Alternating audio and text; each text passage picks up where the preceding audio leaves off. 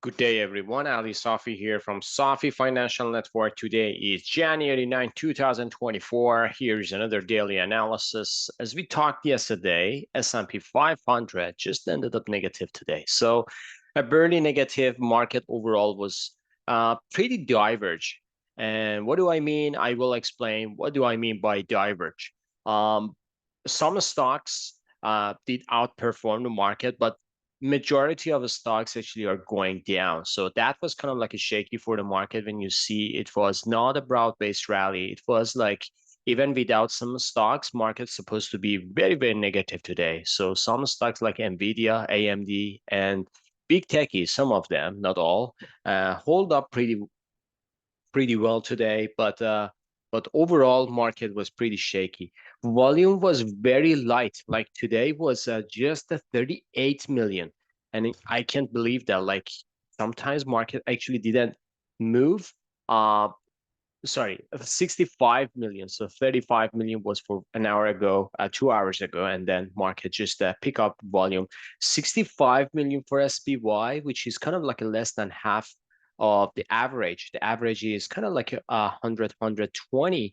But if it goes above 100, we will say this is going to be a high volume. But 65 million is very, very light. Sometimes I just look at my monitor to see if candles are moving or not, because sometimes it was just frozen for a couple of seconds. Anyway, so S&P 500, let me go to daily chart. Here's the daily chart. And as you see here, market had a downtick today. So we got into, let me just zoom in here. So we got into this important area, the one that I talked on, I should say on Monday and yesterday. And we just have a hanging man here right at a very, very important level, 47, 45, 47, 68. So that's the area that I'm looking for. If we break out to the upside, I should say, we're going to retest this high. A possible scenario is going to be new high or higher high. Then after that, we should see a reversal, or we can see some kind of like a consolidation again for the next sell-off. January 10th to January 11th is my cycle. And as you know, January 11th is going to be a CPI announcement for months of December 2023. So that is very, very important. That's going to be a market mover. Everyone is looking at this one just because a lots of guesstimate and stipulation about the bond yield, about the federal rate, Fed fund rate, or interest rate, or next move for the Federal Reserve. So everyone is just guessing, but this CPI could be kind of like a decisive moment for the market. I should say CPI, regardless of CPI, we should see some kind of like a downtick is coming for the market January 10th to 11th, going all the way down to, I should say, last week of the January, could ended up here to 44 to 45.72, which is going to be a good bottoming formation for another scenario for a rally to the upside. So again, be careful. This is going to be very, very volatile period for the market. If you're short, if you're long, just be careful on that one. We got a bull reversal just on Friday, and right now we are just getting back up nicely. So we kind of like expected this. But if you go to the weekly chart, we got bear reversal for the weekly. So this means any rally could be kind of like a selling opportunity, because weekly is telling us market is in a correction period. Moving on to Nasdaq, which was positive today. So Nasdaq, not a bad price action, hold up pretty well above SMA 20, just because a handful, I should say, handful of stocks. We will get to those ones a bit. But right now we are in a very, very important level. If we go to 4 hours chart, I'm just telling you, this is the area that I'm looking for. And the market is just start shaking here. So you see that here is going to be a divergence between these two highs in MACD. RSI slightly diverged between these two tops. But if it goes down, if we take out this pivotal point, which is a 16,500, that would be ugly sell-off. It can go all the way down to here, double test this area, pull back, sell-off continues to the downside. So that's my analysis for Nasdaq. This is a pretty nice QM pattern. If you see that, we got into this pretty close to this demand area, didn't touch it, rally all the way up here to this supply area, danger zone, and I should say this can reverse him back down January 10th, January 11th to this demand area to a lower low. A possible scenario is going to be completing this corrective move to the downside and looking for another reversal to the upside. So we will see how it goes with Nasdaq. Dow just bleeding today. So money is coming off the Dow Jones. Actually, I should say most of the stocks actually were bleeding, and not just Dow, but Dow is kind of like a going down still, 151 points to the downside. Better than a price action wise, a daily chart, better than Nasdaq and S&P because we are not below this pivot. But if it goes below this pivot, I should say it can go all the way down to 36,000 to 36,257. So that's going to be the area that I'm looking for as like a bottom information. Let me just put this one here for next, I should say, week or so. We can expect market Dow is coming down to this level as well. Moving on to gold, which had a kind of like a very, very calm day. Doji bar, dragonfly, or gravestone doji here. Gold is very, very volatile.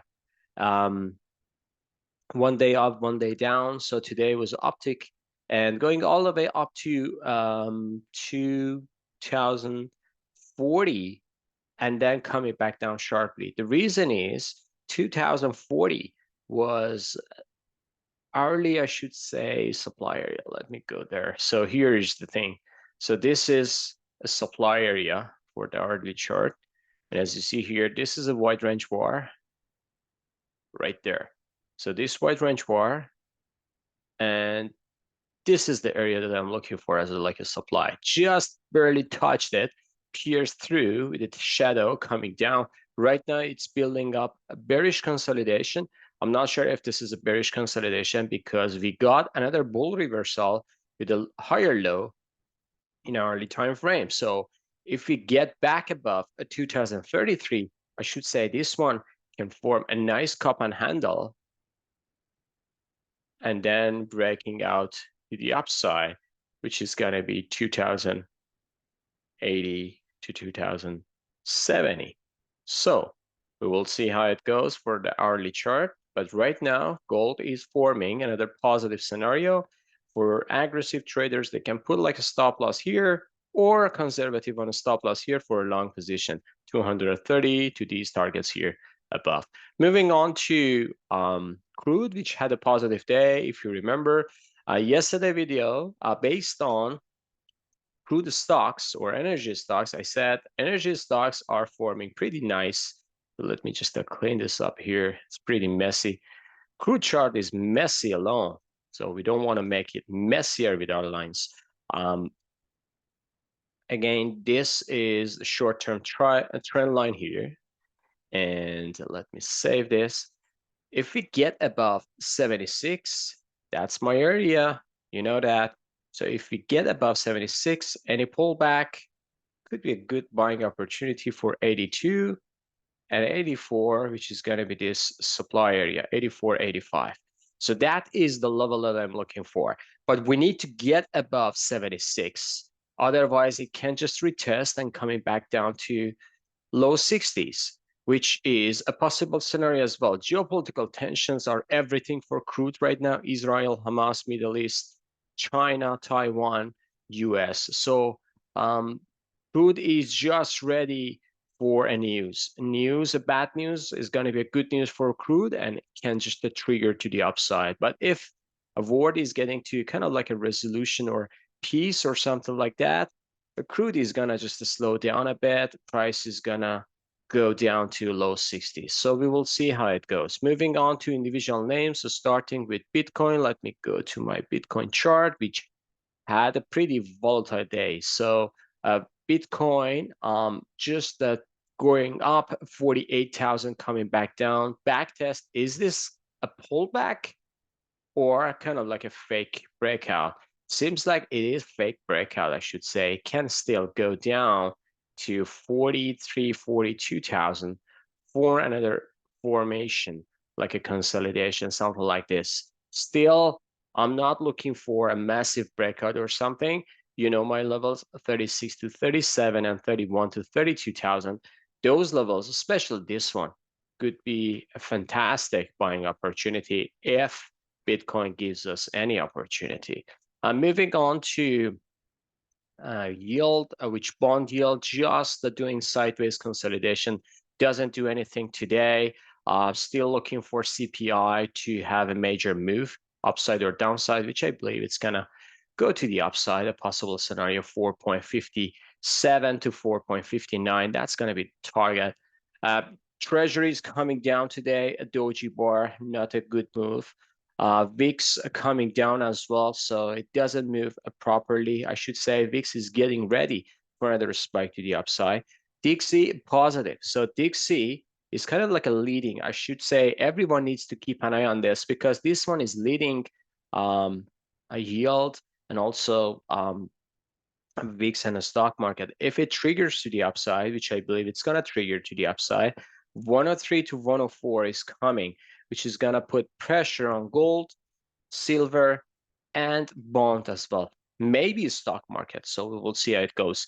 A Microsoft, or sorry, this is Magma indicator, technology indicator, moving up nicely due to Amazon, Microsoft, and Google, and Nvidia as well. So these stocks were only positive today. So we had a nice move. We just got into this gap fill here, rejected. If it reverses back down, tomorrow, we shouldn't be surprised at all. So I'm just looking forward, to be honest. Time is ticking and clocking for another reversal to the downside. Apple coming down, not sharply, just slowly. 42 cents loss for today. Amazon was a mover, good mover. 2.27, $2.27 to the upside. Amazon, I should say, it's getting to the target 152 for a dead cat bounce or a relief rally. So this relief rally can end up with a reversal. And if reversal comes back down again to 144, I should say this is gonna just break down to 133 to 138. That's the level that I'm looking for. Meta, $1.23 down. Microsoft, $1.10 up today. So Microsoft is just doing sideways. Look at that. So since December, Microsoft doesn't go anywhere between 362 to 375. If it goes either way, that's going to be spiky, which I think it's going to go down to give us another buying opportunity. We'll see how it goes. Google, $2.11 up, a good surge, and Google can hit another higher high, which is going to diverging between this and this and this, and the new one, and that would be kind of like a nice bearish tree drive pattern.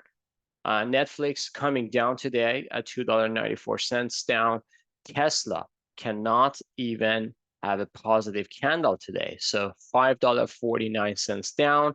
Tesla hit 231 and just rejected. After hours is slowly down as well. Moving on to the booster for today, semiconductor SMH just hit this gap fill and then rejecting down. SOX 19 cents down up today, not a bad price action, still laggard compared to SMH. Taiwan Semiconductor coming down today, 35 cents. That's what I'm saying. It's even in semiconductor industry, there is a divergence. Taiwan Semiconductor is down. AMD was sharply moving up. Nvidia hit another new all-time high coming back down. So 540 was the level, I believe 540 or 41.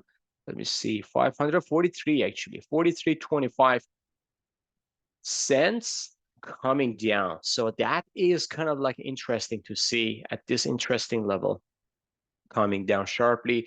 Texas Instrument 9 cents up today, but this is kind of like a nice QM pattern.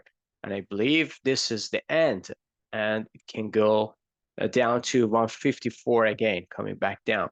Lam Research, $5.14 down. So this one is QM pattern. This one is actually is not reaching out to this gap here as well. So this is pretty nice to see. Some of them are having good momentum. Some of them even cannot catch up with the other one.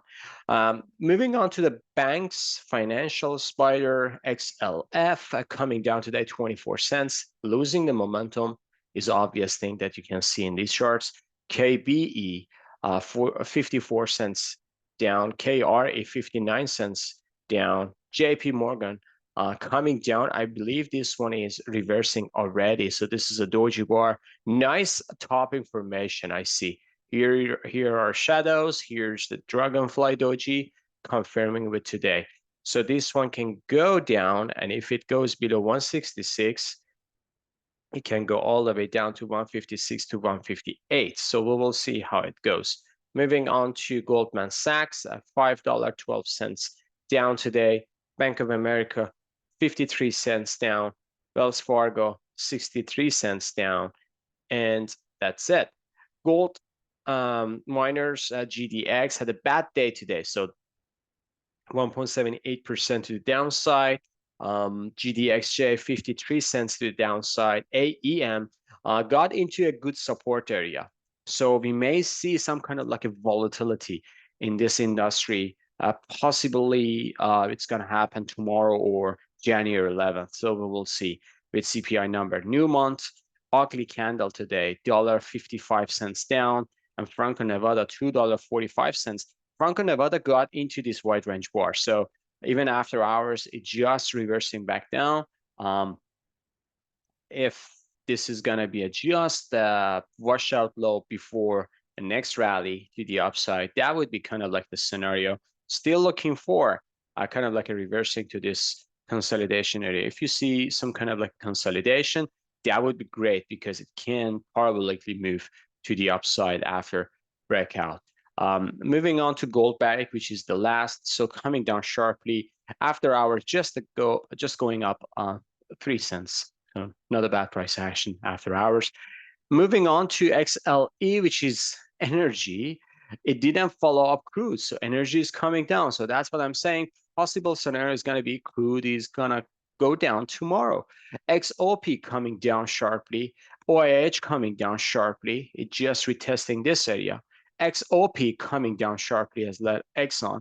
And Chevron, $3.80. Look at the candle. So this one absolutely deteriorate the bullish reading. It can go all the way down to here, to this area. I should say Chevron, I'm going to be buyer somewhere around here. So we will see how it goes. But below this area could be interesting. Below 130, 135, that would be interesting to see how Chevron is going to form the bottom over there. All right, I believe I covered everything. If you like this video, please smash the like button, subscribe to our channel, and have a good one. See you on the chart tomorrow. Bye-bye.